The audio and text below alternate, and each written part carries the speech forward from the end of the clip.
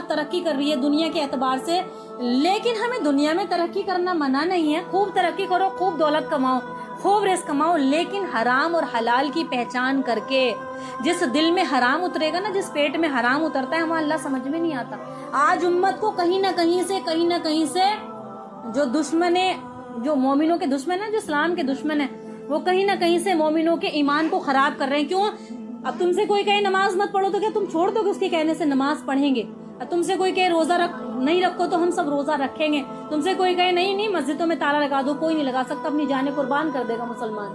سبھی محبت کرتے ہیں اللہ کے رسول سے، چاہے وہ کتنا ہی گناہگار کیوں نہ ہو، لیکن اصل بات کیا ہے کہ ان کے ایمان کو خراب کرو۔ جب ان کا ایمان بدلے گا نا تو خود ہی خود دین کو چھوڑتے چلے جائیں گے۔ سب سے زیادہ ایمان خراب کر رہا آج کے ٹائم میں یہ موبائل۔ حالانکہ موبائل بری چیز نہیں ہے، بہت اچھی چیز ہے۔ کتنے کمپنیوں کے کام آج کل ہر چیز میں 90%، 99% کام اسی سے لیا جا رہا ہے، پڑھائی کا، لکھائی کا، تجارت کا، جاب، کمپنی، جو بھی چیزیں ہیں سارا کچھ اسی کے ذریعے سے۔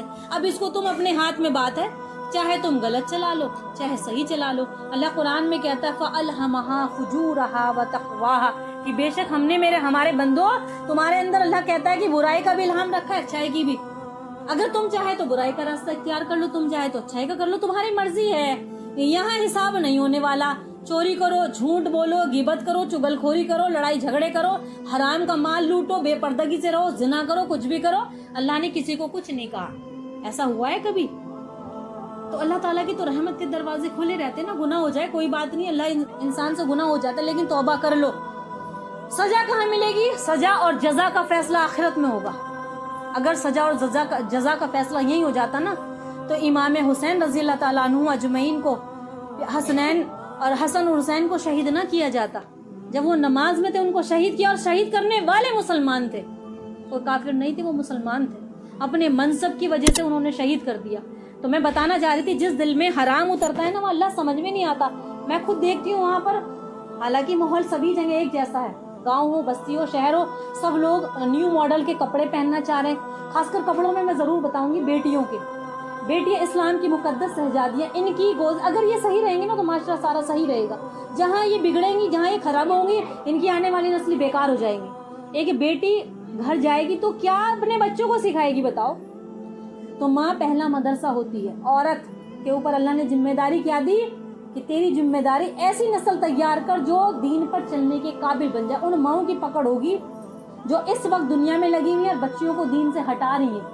بہت سے بچوں کا ذہن ایسا بنتا ہے کہ نہیں ہم دین سیکھیں گے، منع نہیں ہے، اسکول کی پڑھائی اس کے ساتھ ساتھ دین سے ٹچ میں رہو۔ ہٹ جاؤ گے نا تو بھول جاؤ گے۔ قرآن پڑھنے سے کیا سمجھ میں آتا ہے؟ مثال کے طور پر بتاؤ، ہمیں بعض کی عمر تو یہاں پر 40 سال کی ہوگی، کسی کی 50 کی، کسی کی 30 کی، کسی کی 25 سال کی، سب جو ماشاءاللہ قرآن پڑھنے والی ہیں، بچپن سے اب تک جو پڑھنے والی، کسی نے تو 100، 150، 200، 300 قرآن کر دیے ہوں گے اور کتنے قرآن پڑھ لی ہوں گی، لیکن آج تک سورہ فاتحہ کا ترجمہ نہیں جان پائی۔ اذان ہوتی ہے روزانہ، سنتے سنتے بڑھاپا آ گیا، لیکن پتہ نہیں اذان میں اللہ کہہ کیا رہا۔ تو قرآن چونکہ عربی زبان میں نازل ہوا ہے، اس کو سمجھنا بہت ضروری ہے۔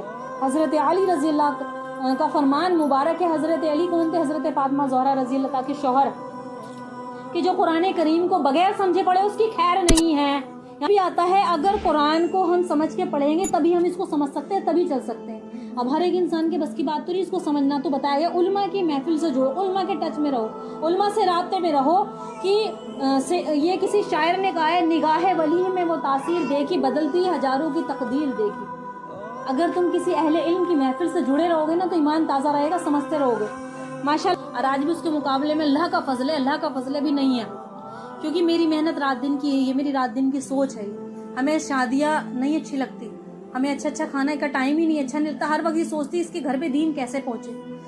اللہ قرآن میں فرماتا ہے اللہ ولی الذین آمنوا یخرجهم من الظلمات والنور، کہ اللہ فرماتا ہے کہ اللہ ایمان والوں سے محبت رکھتا ہے اور انہیں اندھیرے سے نکال کر روشنی کی طرف لے کر جاتا ہے۔ جب تک ہمارے قلوب قرآن سے نہیں جڑیں گے نا تو اندھیرے میں ہیں ہم لوگ، کیونکہ جانتے نہیں ہیں۔ بچے کے سامنے آگ رکھ دو، اس کو پکڑنے کی کوشش کرے، کیونکہ یہ جانتا نہیں ہے کہ یہ آگ ہے۔ جب تک سمجھ آئے گی تو سمجھ جائے گا، پھر نہیں جا سکتا۔ تو بچے کو بھی پتہ نہیں نا، ایسے ہی ہم لوگوں کو جب دین کے بارے میں ہمیں کوئی معلومات ہی نہیں ہے تو چاہے پردہ کرو یا مت کرو، کسی بھی غیر محرم سے بات کرو یا مت کرو، ہمیں ایسا ہی لگے گا کوئی بات نہیں ہے، سب ہمارے اپنے، ایسا نہیں ہے۔ شریعت نے جن سے پردہ بتایا تو پردہ کرو. جہاں جہاں جانے سے منع کیا عورت کے لیے, ارے ہم سے زیادہ ہمارا خیر خواہ کون ہے؟ ہمارے والدین نہیں, ہم سے زیادہ خیر خواہ ہمارا رب ہے جس نے قرآن نازل فرمایا. اللہ قرآن میں فرماتا ہے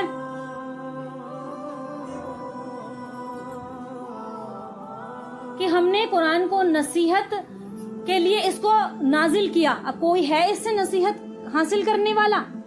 نصیحت کے لیے یہ ایک سراپا نور ہے, دلوں کو روشن کرنے والی کتاب ہے, جنگوں کو دھونے والی کتاب ہے.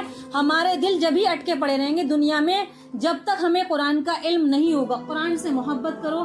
تو بعض کو تو پڑھنا نہیں جانتے, لیکن اگر محبت کریں گے نا, اس کا چھونا بھی ثواب, دیکھنا بھی ثواب, پڑھنا بھی, اللہ تعالیٰ تمہیں جنت میں اعلیٰ درجہ دے گا. تو کم سے کم سن کے تو بندہ چینج ہو جائے.